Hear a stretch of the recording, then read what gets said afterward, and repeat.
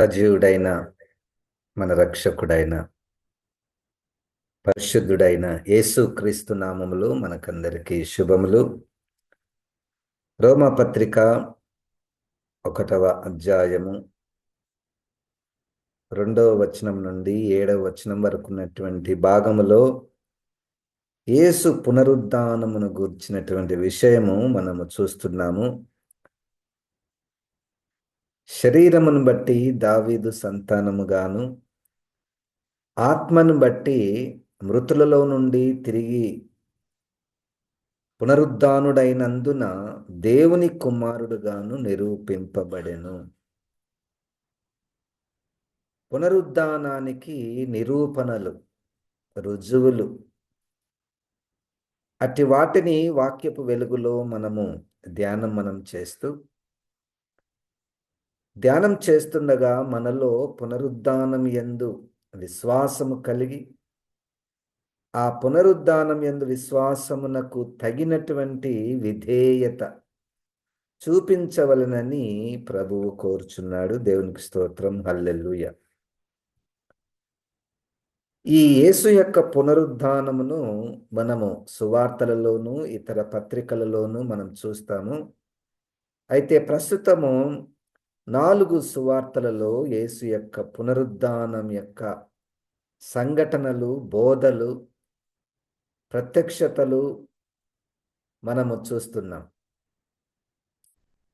అయితే మనము ఆ సంఘటనలను మనం చూస్తున్నప్పుడు మనకు మొట్టమొదటగా ఎదురైనటువంటి విషయము 16వ అధ్యాయము మార్కు సువార్త 9వ వాక్యము. 16వ అధ్యాయము మార్కు సువార్త 9వ వచనము. ఆదివారము తెల్లవారినప్పుడు యేసు లేచి తాను 7 దయ్యములను వెళ్ళగొట్టిన మగ్దలేని మరియకు మొదట కనపడెను. లేచుట, కనబడుట. దేవునికి స్తోత్రం, హల్లెలూయా. లేచుట పునరుద్ధానం, కనబడుట రుజువు కదండి. యేసు యొక్క పునరుద్ధానమునకు రుజువులు, యేసు యొక్క పునరుద్ధానమును గూర్చి లేఖనముల యొక్క నెరవేర్పు, యేసు పునరుద్ధానమును గురించి యేసే జవాబులు చెప్పుట, బోధించుట, యేసు పునరుద్ధానమును గురించి దేవుని యొక్క దూతలు ప్రకటించుట, యేసు పునరుద్ధానమును గురించి అపోస్తలులు సాక్షులుగా ఉండుట, అపోస్తలులు బోధించుట. యేసు పునరుద్ధానము గూర్చి మనం వింటుండగా ఆయన పునరుద్ధానం యందు విశ్వాసముంచి ఆయన పునరుద్ధానుడయ్యాడు అన్నటువంటిది ఎంత నిజమో, ఆయన యందు విశ్వాసముంచినటువంటి వారి పునరుద్ధానము కూడా అంతే నిజము. హల్లెలూయా. యేసునందు విశ్వాసముంచి చనిపోయినటువంటి వారు తిరిగి లేస్తారు. అట్టి విశ్వాసము, నిరీక్షణ కలిగినటువంటి వారముగా మనం ఉండాలని దేవుడు కోరుచున్నాడు. ఇక్కడ ఆయన లేచినటువంటి విషయము, ఆయన మగ్దలేని మరియకు మొదట కనపడెను. దేవునికి స్తోత్రం, హల్లెలూయా. ఇక్కడ ఒక మొట్టమొదటి ప్రత్యక్షత ఏంటంటే, ఈ పునరుద్ధానుడైనటువంటి యేసు క్రీస్తుని చూచే విషయము ఆయననే బయలుపరచును. దేవునికి స్తోత్రం. అది మనకు ఏమంటారు, నేను ఇప్పుడు పునరుద్ధానమైనటువంటి యేసుక్రీస్తు నేను చూడాలా, కనుక్కోవాలా, ఇది మన ప్రయత్నం కంటే ఆయన తన్ను తానే ఇతరులకు కనపడుట, ప్రత్యక్షపరుచుకొనుట, ఇది మన చేతులలో లేదు. ఆయన కృపకు, ఆయన కనికరమునకు మనము అప్పగించుకున్న వారమైతే అప్పుడు ఆయన తన్ను తాను మనకు ప్రత్యక్షపరుచుకొనును, కనబడెను. కనుగొనెను కాదు. మరియ గారు కానీ ఇంకొకరు కానీ యేసు పునరుద్ధానుడైనటువంటి విషయము మేము కనుగొన్నాము. కనబడెను అంటే ఆయన తన్ను తాను ప్రత్యక్షపరుచుకొనెను. సరే, మంచిది. ఇప్పుడు ఒక స్త్రీ, ఒక మనిషి మగ్దలేని మరియ గూర్చినటువంటి విషయము మనము అక్కడికి వస్తున్నాం. చూడండి, ఈ మన ధ్యానములు ఎట్లున్నాయంటే, మొట్టమొదటగా పునరుద్ధానం, యేసు పునరుద్ధానం. అక్కడ నుండి ఈ సముద్రపు లోపలికి వెళ్తూ యేసు పునరుద్ధానము నుండి చరిత్రలో ఆయన యొక్క పునరుద్ధాన సంఘటనల దగ్గరికి వెళ్ళాం. మళ్ళా అక్కడ నుండి ఇంకొక వ్యక్తి దగ్గరికి వస్తున్నాం. సముద్రం లోపల ముత్యాలు దొరుకుతాయి కదండి, పైన దొరకవు, లోపల ముత్యాలు దొరుకుతాయి. ఆ ముత్యాలను వెదుకుటకు మనము మెల్లమెల్లగా ఒక్కొక్క విషయం లోపలికి వెళ్ళి వాటిని మనం చేస్తున్నాము. మగ్దలేన మరియకు కనపడెను, లేకపోతే ఇంకొక మరియకు కనపడెను, పేతురు గారికి కనపడెను, తోమా గారికి కనపడెను, ఇవన్నీ ఉన్నాయి. ఒక్కొక్క వ్యక్తి మరలా అక్కడ నిలిచి ఈమెకు ఎందుకు కనపడెను? దేవుడు ఒకరికి ప్రత్యక్షత ఇస్తున్నాడంటే దేవునికి ఒక నిత్య ప్రణాళిక ఉన్నది. దేవుని యొక్క నిత్య ప్రణాళిక ఉన్నది. ఎవరికంటే వాళ్ళకు కనపడ్డాడు అనుకోండి, ఎవరికంటే వాళ్ళకు నేను సజీవుడైన పునరుద్ధరణైనటువంటి యేసుక్రీస్తు, ఆ ప్రత్యక్షతలు ఎవరికంటే వారికి కనపడితే, అంటే అందుకనే 2వ అధ్యాయంలో 1 కొరింథీయులకు రాసినటువంటి పత్రికలో, జగదుత్పత్తి పునాదులు వేయబడక మునుపే ఏర్పాటు చేసుకున్నటువంటి వారికి తాను తన జ్ఞానమును, యేసుక్రీస్తు విషయమైనటువంటి జ్ఞానమును మాకు బయలుపరచెను. అందరికీ, ఒకవేళ అందరికీ కనపడాలి, అందరికీ కనపడితే ఏమవుతుందంటే, ఆ ప్రశస్తమైనటువంటి ముత్యాలను పందుల ముందు వేస్తే అవి తొక్కి పాడు చేయును. అంటే దాన్ని హ్యాండిల్ చేయడానికి రాదు. ఎవరైతే హ్యాండిల్ చేయగలుగుతారో, ఎవరైతే ఆ ప్రశస్తమైనటువంటి ఆ పునరుద్ధాన ప్రత్యక్షతలను వాళ్ళ వరకే కాక ఆ ప్రత్యక్షతలను ఇతరులకు ప్రకటించుటకు, సాక్షులుగా ఉండుటకు, దేవుని వాక్యము నిమిత్తము, పునరుద్ధానము నిమిత్తమును, యేసు నిమిత్తమును సాక్షులుగా నిలబడేటటువంటి, గట్టిగా నిలబడేటటువంటి వారికి ఆయన ప్రత్యక్షపరుచుకునేవాడు, తన యొక్క విషయాలను బయలుపరిచేవాడు. దేవునికి వందనాలు. ఇప్పుడు మగ్దలేని మరియను గూర్చినటువంటి విషయాలను మనం చేస్తూ ఉన్నాం. నిన్నటి దినమున మనం చూసామండి, ఈమె జీవితంలో ఒక 4 ఘట్టాలు, మగ్దలేని మరియ జీవితంలో 4 ఘట్టాలు. మొదటిది, యేసుక్రీస్తు రక్షణ, అంటే ఆమె రక్షణ ఘట్టము. అది అద్భుతమైనటువంటి రక్షణ ఘట్టం. అది 7 దయ్యాలు వెళ్ళగొట్టబడిన తర్వాత ఆ విధంగా ఆమె రక్షించబడింది. నంబర్ 1. నంబర్ 2, రెండవ ఘట్టం ఏమిటంటే యేసుక్రీస్తుని వెంబడించుట. యేసుక్రీస్తుని వెంబడించుట. మూడవ ఘట్టం ఏంటంటే యేసుక్రీస్తుకి పరిచర్య చేయుట. నాలుగవ ఘట్టం ఏంటంటే యేసుక్రీస్తు శిలువ మరణము దగ్గర ఆమె నిలిచి ఉండుట. ఐదవ ఘట్టం ఏమిటంటే ఆయన చనిపోయిన తర్వాత సమాధి చేస్తున్నప్పుడు ఆమె అక్కడ ఉన్నటువంటి ఘట్టం. ఆరవ ఘట్టం ఏమిటంటే ఆయన లేచినప్పుడు తనకే కనపడినటువంటి ప్రత్యక్షత. ఏడవ ఘట్టం ఏమిటంటే ఆ ప్రత్యక్షతలను ఇతరులకు తీసుకొని వెళ్ళుటకు పరిగెత్తినటువంటి జీవితము మగ్దలేని మరియ. ఈ అన్ని ఘట్టాలలో ఆమె యొక్క ప్రయాణములలో ఇన్ని 7 ఉంటే నా జీవితంలో కూడా అట్లా ఉంటే ఎంత బాగుంటుంది కదండి. రక్షణ నిశ్చయత, యేసుక్రీస్తుని వెంబడించుట. సరే, ఈ విషయాలను మనం చేస్తున్నామండి. యేసుక్రీస్తుని వాళ్ళు వెంబడించారు. వెంబడించుటలో ఒక మంచి విషయం పరిచర్య చేశారు.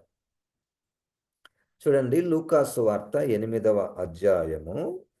లూకాసు వార్త 8వ అధ్యాయము 1-2 వచనాలు నేను చదువుతున్నాను. వెంటనే ఆయన దేవుని రాజ్య సువార్తను తెలుపుచు ప్రకటించుచు ప్రతి పట్టణములోను ప్రతి గ్రామములోను సంచారము చేయుచుండగా 12 మంది శిష్యులను, అపవిత్రాత్మలను, వ్యాధులను పోగొట్టబడిన కొందరు స్త్రీలను, అనగా 7 దయ్యములు వదిలిపోయిన మగ్దలేనే అనబడిన మరియయు, హేరోదు యొక్క గృహ నిర్వాహకుడగు కూజా భార్యయగు యోహన్నాయు, సూసన్నయు ఆయనతో కూడా ఉండిరి. వీరును ఇతరులు అనేకులను తమకు కలిగిన ఆస్తితో వారికి ఉపచారము చేయుచూ వచ్చిరి. ఇది ఇప్పుడు మగ్దలేనే మరియ రక్షించబడింది, ఆయనను వెంబడిస్తుంది. ఇప్పుడు ఈ వెంబడించుటలో చూడండి, అక్కడ 2-3 మాటలు మనం గమనిస్తే, ఎంతమంది ఉన్నారు? యేసుక్రీస్తు ఉన్నాడు, 12 మంది శిష్యులున్నారు, వారితో కొంతమంది స్త్రీలు ఉన్నారు. ఇదొక టీం. మనం చాలాసార్లు కేవలం 12 మంది అనుకుంటూ ఉంటాం. నో, మీరు గమనించారు లేదో, గలిలయ పరిచర్య నుండి పునరుద్ధానము వరకు స్త్రీలు వెంబడించారు. దేవునికి స్తోత్రం, హల్లెలూయా. ఎంత ధన్యత! ఇది ధన్యత. గాని వాళ్ళు రక్షించబడిన తర్వాత ఆయనను వెంబడించుట, ఆయనకు పరిచర్య చేయుట. ఇక్కడ చూడండి, యేసుక్రీస్తు ప్రతి పట్టణంలోను ప్రతి గ్రామములోను సంచారము చేయుచుండగా, సంచారం అనేటువంటి పదములో ఉన్నటువంటి విషయం ఏమిటంటే, ఇక ఒక దగ్గర ఉండేది కాదు ఇది. మీరందరూ నా దగ్గరికి రండి అన్నటువంటి పరిచర్య యేసుక్రీస్తు అక్కడ చేయలేదు.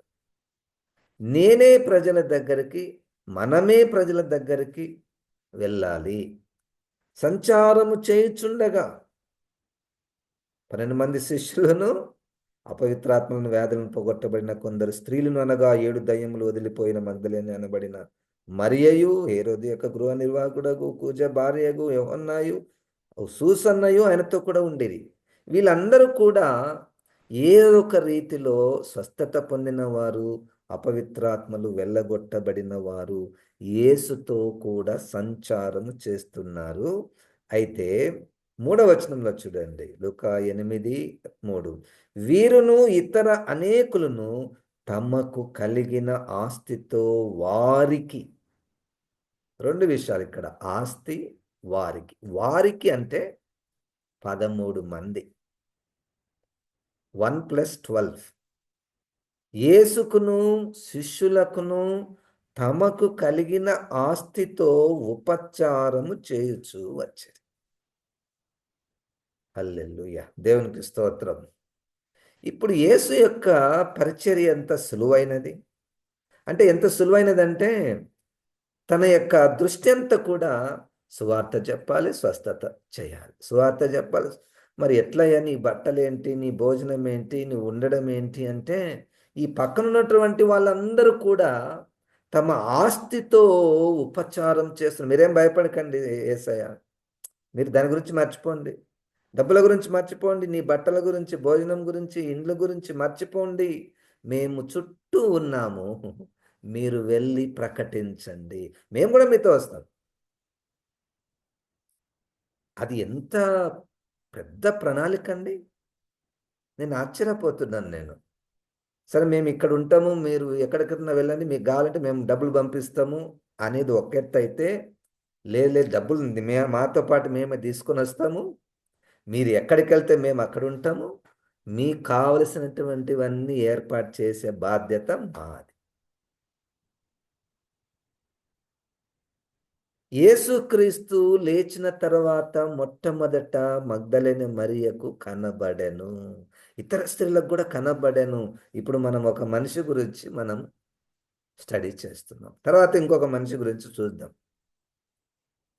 ఈమెకు ఎంత ధన్యత, ఎంత కనపడిందంటే ఆమె జర్నీ అంతా కూడా యేసుక్రీస్తు చూశాడు.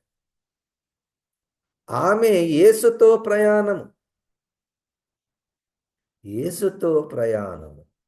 పట్టణాలలో, పల్లెలలో, ఆ! ఈ ఈ గలిలయ సముద్రంలో ఎక్కడికి పోతే అక్కడ, ఎక్కడికి పోతే అక్కడ ఆయనతో పాటు సంచారము చేయటం. నేను నిన్ను నీవు పరిశీలించుకుంటే, పరీక్షించుకుంటే యేసు సువార్త ఇప్పుడు ప్రకటించబడుతుంది. యేసు లేకపోవచ్చు ప్రత్యక్షంగా, కానీ పరోక్షంగా మత్తయి సువార్త 28, 20 వచనం ప్రకారము మీతో సదాకాలము నేను ఉంటాను. సువార్థికులు, కాపరులు, పరిచారకులు, పెద్దలు, అనేక మంది అనేక రీతులుగా సువార్త పరిచర్య జరిగిస్తున్నారు. వింటున్నటువంటి నీవు కూడా సువార్త ప్రకటిస్తున్నావు అనుకో. దేవునికి వందనాలు. ఒకవేళ మన సువార్తను ప్రకటించడానికి నా విషయంలో అయితే ఎంతో మంది సహకరిస్తున్నారు, సహాయం చేస్తున్నారు గనుక ఈ సువార్త పరిచర్య సులువుగా జరుగుతుంది. దేవునికి స్తోత్రం. అట్టి పరిచర్యలో పాలిభాగస్తులు తమ ఆస్తిని పరలోకంలో దాచిపెట్టే పద్ధతి ఇక్కడ సువార్త పరిచర్యలో దానిని వినియోగించుట. హల్లెలూయా. ఈ ఆస్తిని పంచిపెట్టడం, ఆస్తితో ఉపచారం చేయుట. ఆస్తితో ఉపచారం చేయుట. డబ్బులు లేవండి, మరి ఎట్లా? సరే, మా ఇంటిని వాడుకోండి. ఇల్లు లేదు సార్, మరి ఎట్లా? మా వెహికల్ని వాడుకోండి. వెహికల్ లేదు సార్, ఎట్లా? నన్ను వాడుకోండి. డబ్బులు లేవు, ఇల్లు లేవు, వెహికల్ లేదు, నన్ను వాడుకోండి సార్. ఏదో ఒక రీతిగా సువార్త పనులు అన్నటువంటి మాట చూడండి, మొదటి వచనంలో దేవుని రాజ్య సువార్తను తెలిపేటటువంటి పని. ఇక్కడ నేను కొంతమందికి ఒక హెచ్చరిక, కొంతమందికి అందరికి కాదు. సువార్త పనిలో, దేవుని రాజ్య పనిలో, సంఘ నిర్మాణములో మీరిచ్చే ఆస్తి, మీరిచ్చే డబ్బు, మీరిచ్చే ఇతర వనరులు వ్యర్థమైన వాటికి ఉపయోగించేది అయితే ఇవ్వకండి.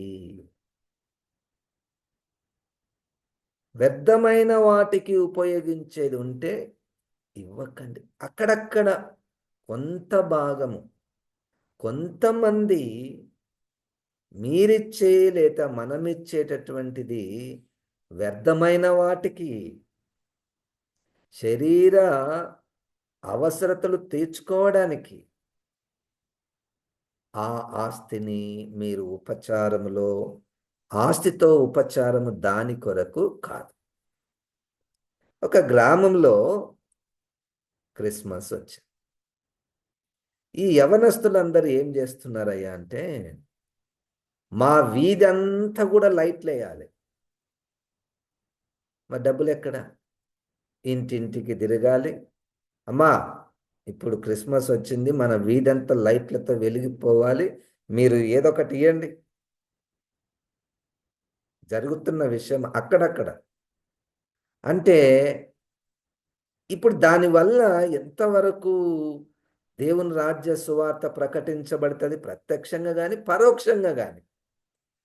సరే, పరోక్షంగా కానీ ఎట్లా అది ఉపయోగపడుతుందో నాకు అర్థం కానటువంటి విషయం.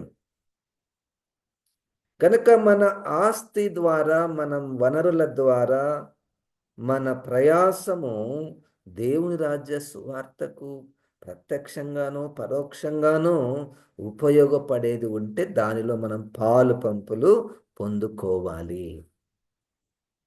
ఇక యేసుక్రీస్తుతో నడుస్తున్నప్పుడు ఊహించుకుందాం. యేసుక్రీస్తే మన పాస్టర్ అనుకుందాం. యేసుక్రీస్తే మన పాస్టర్. ఇక యేసు దగ్గర ఏ వేషాలేస్తాం మనం? హ్మ్. యేసుక్రీస్తు దగ్గర ఏం వేషాలేస్తాం?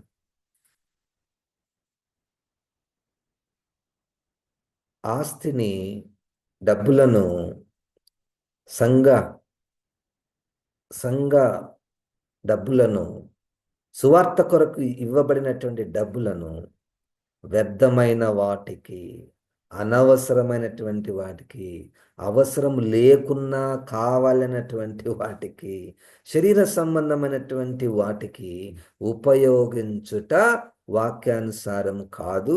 యేసుక్రీస్తు ఉంటే, యేసుక్రీస్తే మన నాయకుడైతే, నాయకుడే మనం గ్రహిస్తే అట్టి వాటికి మనం దూరంగా ఉంటామండి.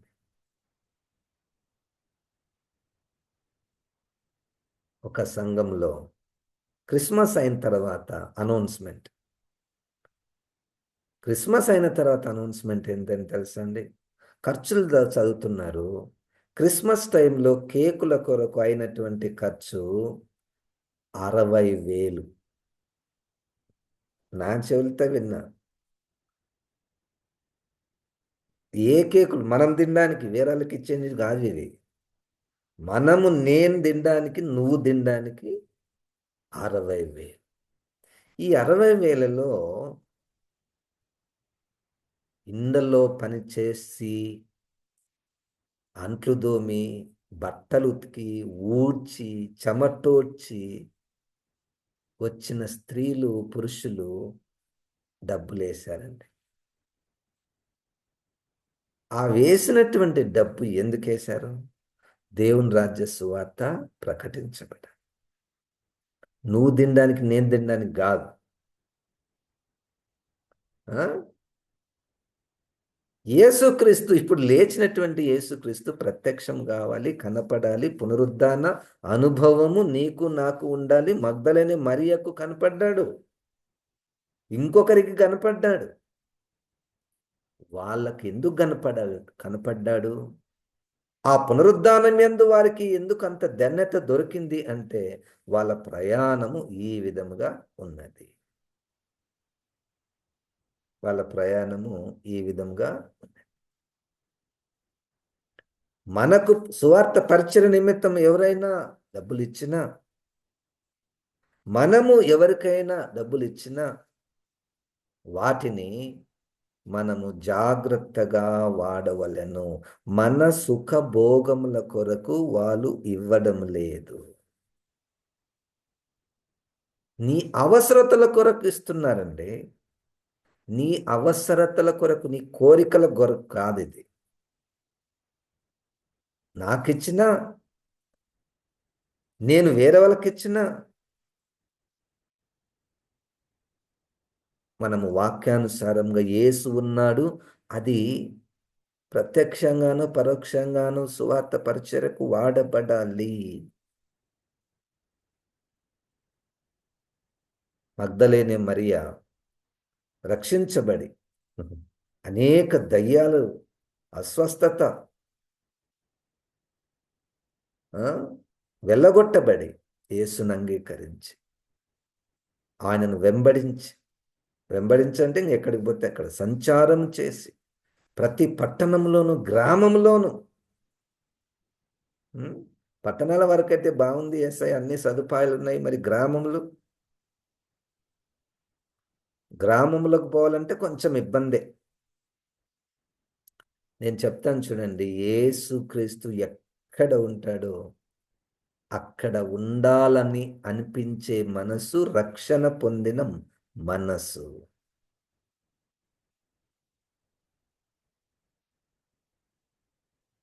పరిశుద్ధాత్మ దేవుడు నిన్ను ఏ రకంగా ప్రేరేపించినా, ఎంత స్థాయిలో ప్రేరేపించినా, మొత్తానికి నిన్ను గూర్చినటువంటి సాక్ష్యం, యేసు సాక్ష్యం, నిన్ను గూర్చినటువంటి సాక్ష్యమును బట్టి నీకు ఆయన యొక్క పునరుద్ధాన అనుభవమును ఇచ్చును. ఇంకొక సందర్భం కూడా ఉంది. ఇటువంటి ఏం అనుభవం లేకుండా కూడా పునరుద్ధాన అనుభవం ఇచ్చే అవకాశం కూడా ఉన్నది. అది అపోస్తున్నటువంటి పౌలు గారికి జరిగినటువంటి విషయం. సౌలుగా ఉన్నప్పుడు ఆయన ఏమి వెంబడించినటువంటి వాడు కాదు, ఇంకా వ్యతిరేకించినటువంటి వాడు, డబ్బులు ఇచ్చినటువంటి వాడు కాదు, ఇంకా అనేక ఇబ్బందులు పెట్టినటువంటి ఆయనకు కూడా పునరుద్ధాన ప్రత్యక్షత ఉన్నది. దాని తర్వాత చెప్పబడినటువంటి మాటలు ఏంటంటే, నీవు నా నామం నిమిత్తం ఎన్ని శ్రమలు అనుభవించవలెనో నేను నీకు చూపిస్తాను. పునరుద్ధానం తర్వాత చెప్పబడినటువంటి మాట, పునరుద్ధాన ప్రత్యక్షత తర్వాత పొందుకున్నటువంటి మాట. ఒక కోణంలో పునరుద్ధానము యొక్క ప్రత్యక్షత నాకు, మగ్దలేని మరియకు, యోహన్నాకు, ఇంకొక మరియకు కనపడ్డాడు యేసుక్రీస్తు. వారు తమ ఆస్తితో వారికి ఎవరికి? యేసుక్రీస్తుకును శిష్యులకును. చూడండి, ఎవరికి ఉపచారం చేయాలి? అందరికంటే మనకు ఆ పరిచయం చేసినటువంటి వారందరికీ. ఇక్కడ ఇంకొక విషయం నాకు చాలా సంవత్సరం కిందట ఒకరు సాక్ష్యం చెప్పారు. ఆ సాక్ష్యం చెప్పి నేను ముగిస్తాను. ఒక బైబిల్ కళాశాలలో ఒక స్కిట్ వేశారంట. ఆ స్కిట్ ఏంటంటే, ఒక ఆయన దగ్గర సంచిలో బ్రెడ్ రొట్టెలు అయితే అక్కడ బెగ్గర్స్ కూర్చున్నారు, ఇటువైపు అడుక్కునే వాళ్ళు. అయితే ఇటువైపు ఉన్నటువంటి వాళ్ళు అడుగుతున్నారు, అయ్యా అటువైపు ఉన్నటువంటి వారు అడుగుతున్నారు, కుడివైపున ఎడమవైపు. ఈయన ఎప్పుడు గుడికి వచ్చినా పోయేటప్పుడు కుడివైపున వాళ్ళకు ఇస్తున్నాడంట, ఎడమవైపు ఉన్నటువంటి వాళ్ళకు అస్సలు ఇవ్వడం లేదంట. ఎప్పుడొచ్చినా కుడివైపునటువంటి వారికి, వారికి. అంటే ఆ స్కిట్ యొక్క సారాంశం ఏమిటంటే, ఈ స్టీరియో టైప్ అంటారు, అంటే మోనోటనస్ అంటారు. ఒక దానికి అలవాటు పడతారు, ఇంకంతే ఇవ్వాలా, ఆయనకి ఇస్తాం. ఇక పక్కన ఎవరున్నారు, వాళ్ళకి అవసరత ఉందా, వాళ్ళని చూచే మనసు కూడా ఉండదు కొంతమందికి. ఇచ్చిన వాళ్ళకే ఇచ్చుట, సమృద్ధి ఉన్న వాళ్ళకే ఇంకా ఇచ్చుట. నేనేమంటున్నానంటే, అవసరత చూడండి, పరిచర్య చూడండి, అవసరత చూడండి. దేవుని రాజ్య సువార్తలో ఆత్మ నడిపించిన ప్రకారము మనము పాల్గొనాలి. వారికి, యేసుక్రీస్తుకును శిష్యులకును పరిశుద్ధాత్మ దేవుడు ప్రేరేపించి, మీరు గమనించండి, యు జస్ట్ సీ. సింపుల్గా ఏ కారణం లేకుండా ఇవ్వకండి. అవసరత చూడండి, పరిచర్య చూడండి. ఇక్కడ ఈ డబ్బు ఉపయోగిస్తే ఇక్కడ పని జరుగుతుంది, ఇక్కడ కూడా జరుగుతుంది, అక్కడ ఇవ్వండి, ఇక్కడ ఇవ్వండి. నీకు ఎక్కడ ప్రేరేపించబడితే అక్కడ ఇవ్వండి. కానీ ఉట్టిగా ఏం ఆలోచన లేకుండా, ఏమి చూడకుండా అట్లా ఇవ్వడము ద్వారా దుర్వినియోగం అయ్యే అవకాశం కూడా ఉంటుంది. కనుక ఆయన లేచి మొట్టమొదటగా మగ్దలేని మరియకు కనపడాడు. మగ్దలేని మరియ ఇతర స్త్రీలతో గలిలయ నుండి యెరూషలేము వరకు వెంబడించి సంచారం చేసి తమ ఆస్తితో ఉపచారం చేసినటువంటి అతి మంచి శ్రేష్టమైన మాదిరికరమైన దేవుని ద్వారా మెప్పు పొందిన పరిశుద్ధాత్మ ద్వారా ఆమె పేరు లేఖనములలో వ్రాయించబడిన అట్టి జీవితాన్ని ప్రభు మనకును దయచేయునుగాక. ఆమేన్. జీవం గల దేవా, వాక్యమైన దేవా, ఈ వాక్యమును ప్రభు నాలో మాలో ఫలింపచేయమని యేసు నామమున ప్రార్థిస్తున్నాము తండ్రి. ఆమెన్. ఇప్పుడు మన పరమ తండ్రి అయిన దేవుని యొక్క ప్రేమ, ప్రభువైన యేసు క్రీస్తు యొక్క కృప, పరిశుద్ధాత్మ దేవుని యొక్క సహవాసం మనకందరికీ సదాకాలము తోడయుండును గాక. ఆమెన్. ఆమెన్. దేవుడు మనల్ని దీవించును గాక.